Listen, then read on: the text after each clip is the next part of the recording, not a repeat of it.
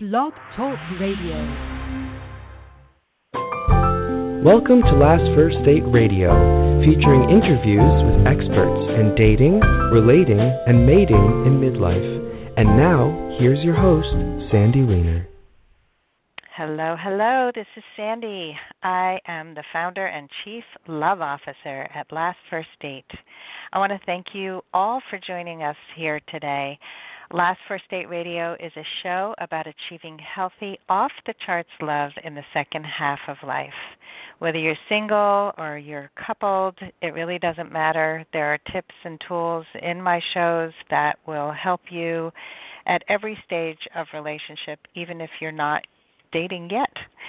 So my goal is to have everybody have the healthiest, happiest, most loving relationships possible.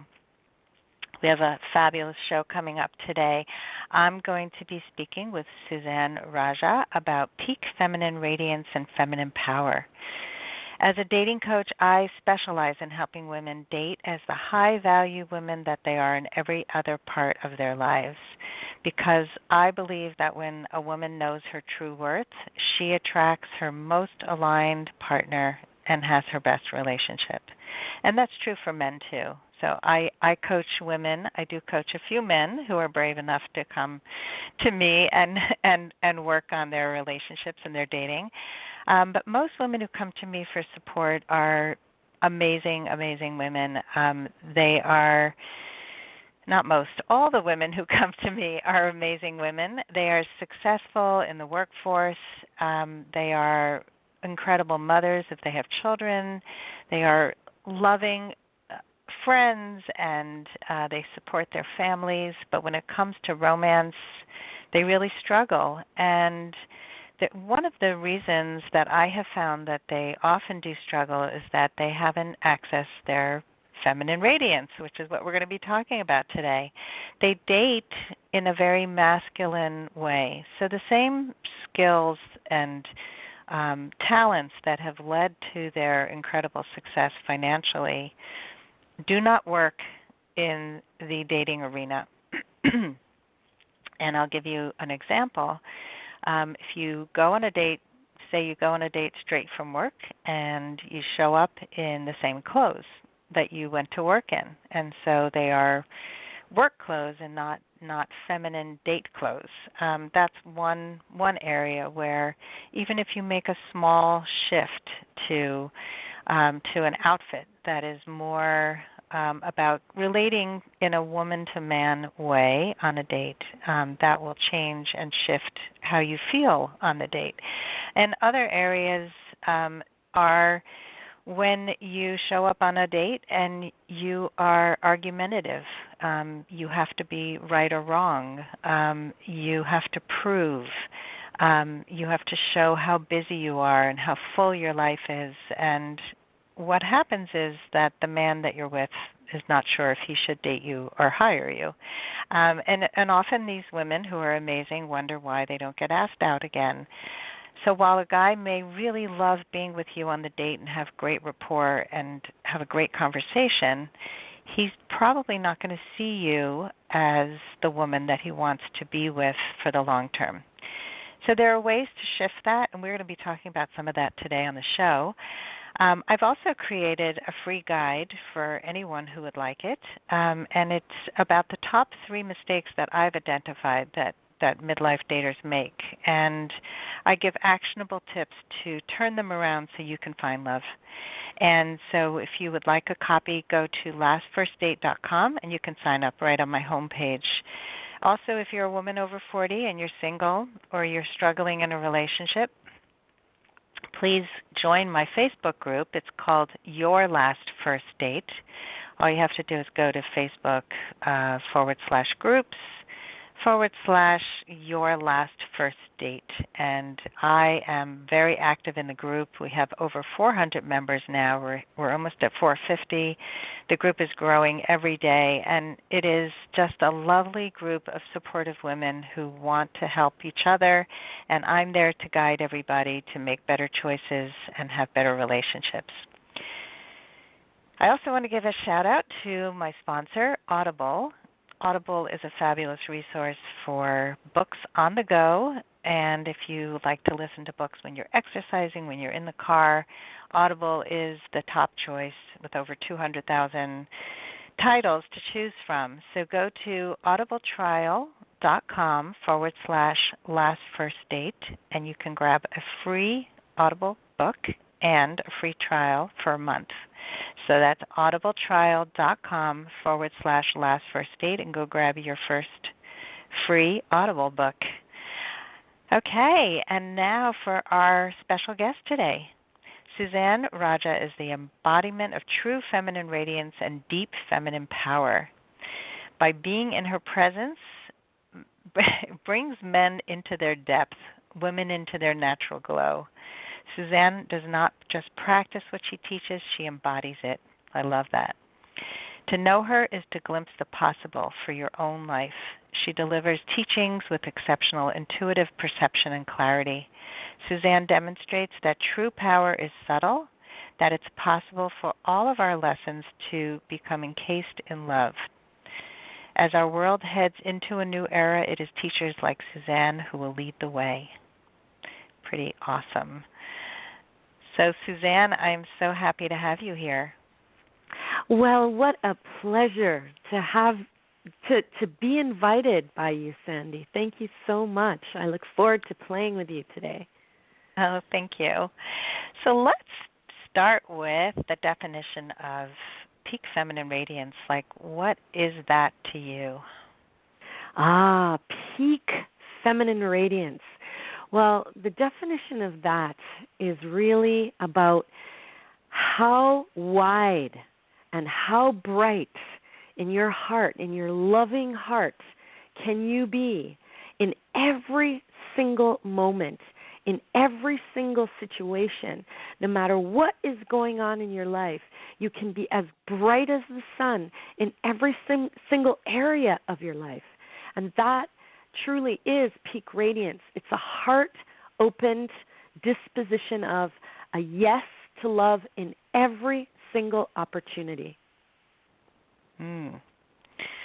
Yeah. So I'm sure that sounds delicious. And how does someone achieve that? Right. Well, the question itself is the beginning of how someone achieves that. The question is with the intention of knowing, and to have an intention to be open heart is the first step, because I believe that any suffering in the world that goes on, anything that you feel, any sort of tightness in your body, any tension, any upset like that, is because you've separated yourself from your true nature. And your true nature as a feminine being is one of love that's just wide like the ocean, that just does not stop flowing. And because we've had various things go on in our life that have closed us down, we've been hurt, or someone has said that we're too much or we're not enough, different things that have happened in our life, what has happened is we've closed over this flow, this rush of love that is our natural state. We've closed over that, and we've tightened over that. And it is that tightening that brings us suffering. And so to the extent that we can start to release those shells, those coverings over our hearts, is the extent that we can start to be that peak radiant light that we are at our deepest nature. So yes, a lot of people shut down after pain, and it's very vulnerable to open up after you've been hurt, after people have, after you've felt the assault of how somebody's treated you. Mm-hmm. And the sad part is that so many people shut down and don't realize the possibilities of love in their lives if they did open up again. Yeah, absolutely true. And don't think that I'm sitting over here and I'm this just a happy person all the time and everything is jumping out rainbows. I mean, my life my life has had its twists and turns. You know, I've been married to the same man for 22 years now, and we've had our ups and downs. We have our T-shirt on, you know, what could go wrong in relationship. We have 2 kids that are grown now, and one's 17 and one's 19, and so we've had kids, you know, close in age, boy and girl, you know, and we came from 2 different cultural backgrounds as well, my husband and I. So we had to deal with the trials and tribulations of relationship and distractions, I call it, you know, when, you know, you get into relationship and you're just not with each other, and there are distractions that are out there and all the things that can go on. And you know, life has not just been peachy keen, but what I have learned is, to the extent that I can remain in a place of I love you, I trust you, and I will stay on course with that, is to the extent that I get to relax my body, I get to feel this place of true contentment, true beauty, and I get to move in life with that, more so than I would if I stayed closed to the things that would normally close me down. Mhm. Yeah, I think that's an important distinction, that a lot of people think, well, you know, she must have achieved peak radiance all the time. She must always be perfect. And I think in sharing our own vulnerability as people, we also help others realize that it's possible for them to not try to achieve perfection, but to always to know that there's always growth, room for love, room for another way of dealing with something if the way that you've been dealing with it has been unhealthy, toxic, you know, has hurt you, because we can only control ourselves, right? Absolutely, absolutely. And you know, I would love to give you and your audience an opportunity to have an experience of what I'm talking about. Because, you know, there's the talking head. You know, I can keep talking about love, and I can keep talking about trust and being in that place of open-heartedness and going back to your nature. I can talk about that, and it can sound great, but unless you really know unless you really have the sense of it yourself, unless you can really experience what I'm saying, it may seem like an out there thing. It may seem like something that only she could reach for, and she's achieved this on some level, but there's no way that I could ever do that. You know, I've been hurt. I've had things happen in my life that I just can't seem to get out of.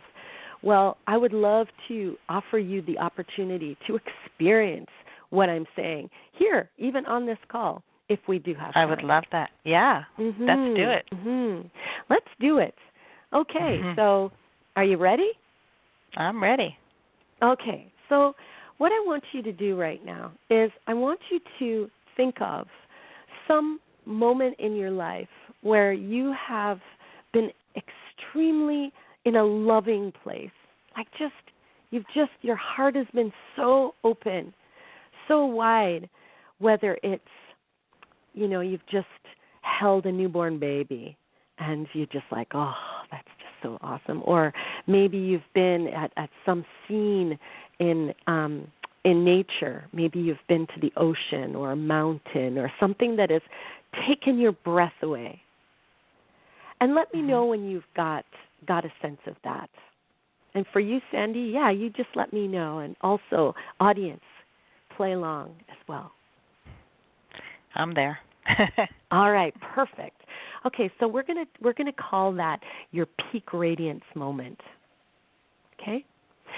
Now, and I want you to get a sense of that. Just really have that and know that place. Yes? Okay, very good. All right, so I want you to let go of that. And right now, I just want you to get a sense of yourself, here and now. Just get a sense of you speaking to me or listening to me in this moment. And And I'll give you an example. So if I'm to get a sense of me here and now, I get a sense of, I'm sitting here, and I've got the phone to my ear, and I'm just in a place of rest. So you too, get a sense of you here and now. Okay. Okay, very good. Now I want you to say one thing about that into the space. So, for instance, I would say, relaxed. You go ahead and say something. Intrigued. Thank you. Okay, good. Now let go of that. And what I want you to do is now go to that peak radiance moment. That moment where you felt the sense of awe, the sense of your heart was just so wide open. And let me know when you've got a sense of that. I got it. Good. Now I've got one too, and mine was just a moment ago, a day ago actually, when I was on stage and I was just speaking to a beautiful audience, and I was just in a flow. My heart was just connected with all of them. So I would say heart connected. So you feeling that peak radiance moment, say one thing about that into the space. So can I share my peak moment? What you would just share, I was just giving you an example of mine, but what you would just share is how you feel in that moment. Mm-hmm. So just share one thing about that. My heart is full. Thank you. Very good. Excellent. Now we're going to switch back to you here and now.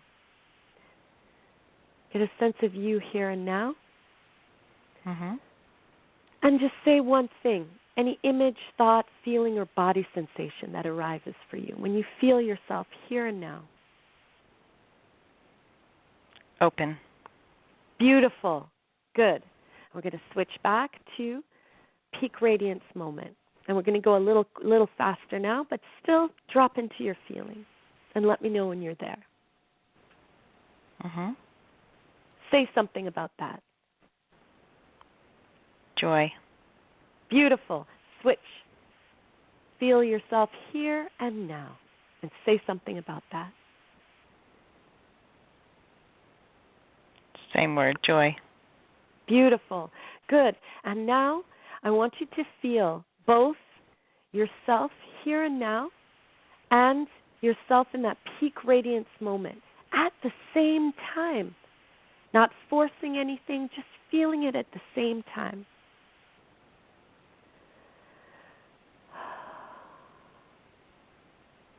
And let me know when you're doing that. I'm there. Say one thing about that. What's happened between the two? Well, I think I was kind of there the last time. Yeah, I think that the joy thing that I felt the last time, I was really feeling the overlap. That's it. That's exactly it. So what will happen, and what it may have happened for you, and let me know if this is the case for you, Sandy, is that it will merge. The two will merge into one. Has that happened? Mm-hmm. What would you say the word is now? It may still be the same. Yeah, I feel like it's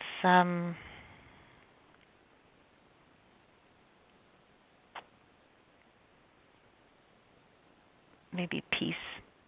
Thank you. Beautiful. So that peace is that place that I'm speaking about. And that peace is that place where you join.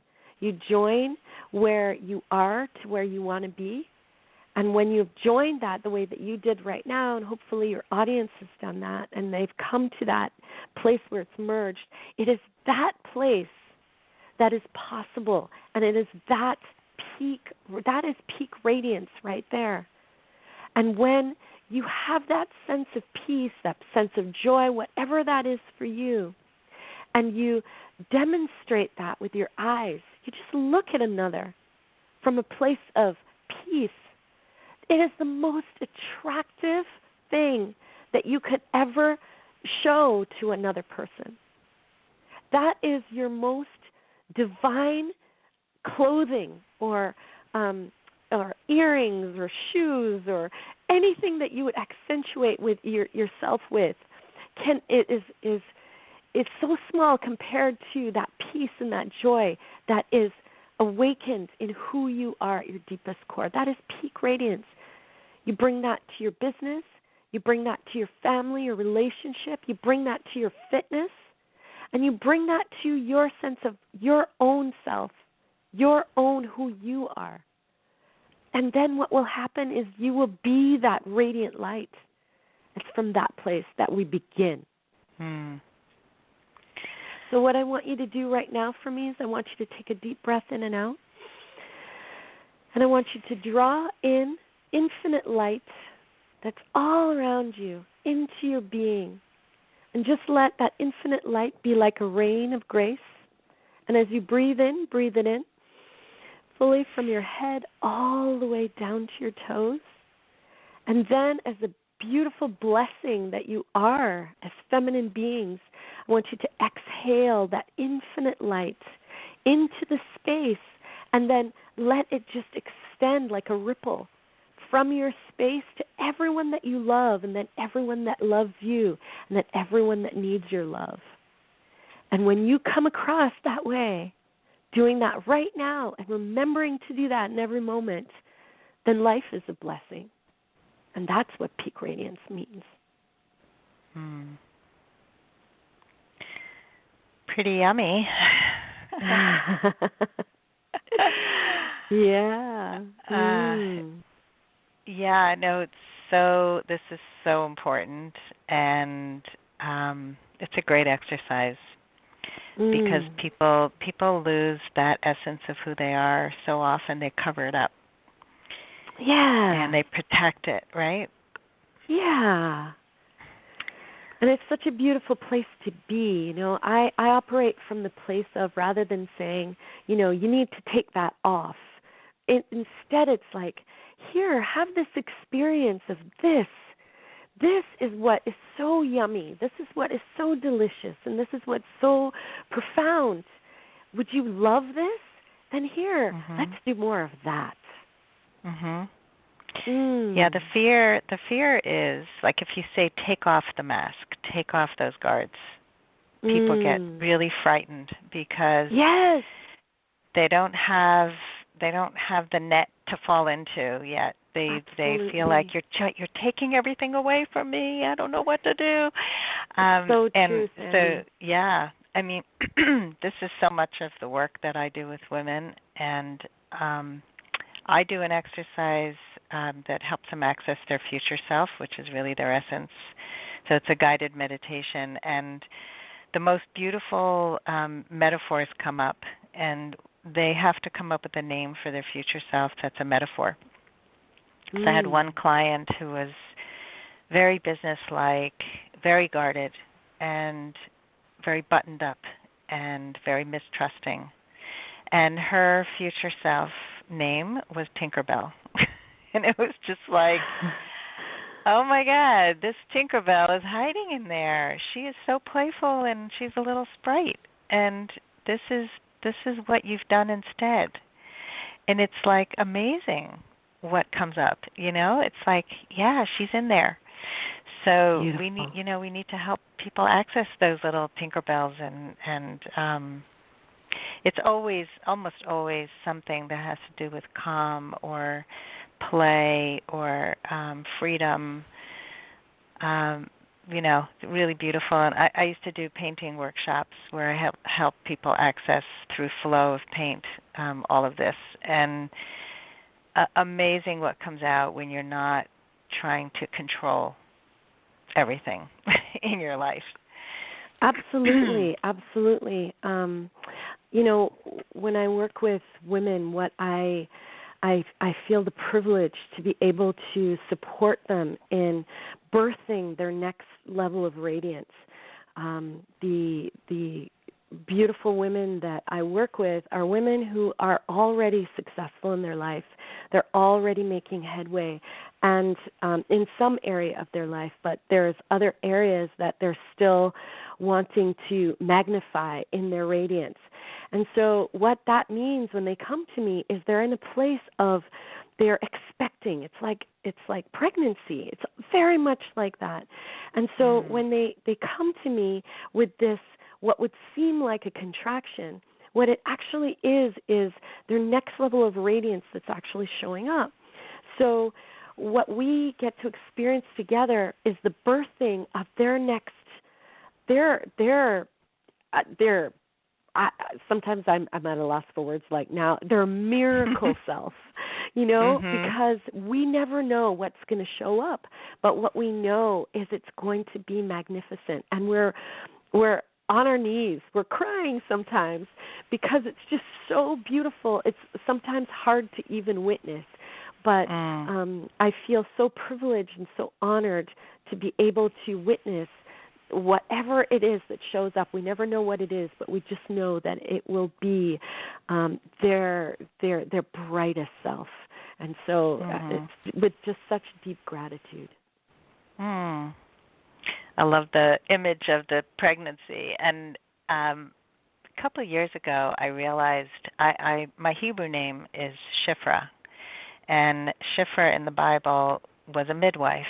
And I was like, oh, that's kind of a really cool thing that I am like a midwife to people to help them birth these amazing, selves.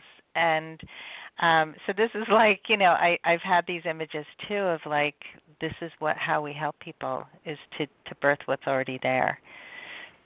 Beautiful, beautiful, beautiful.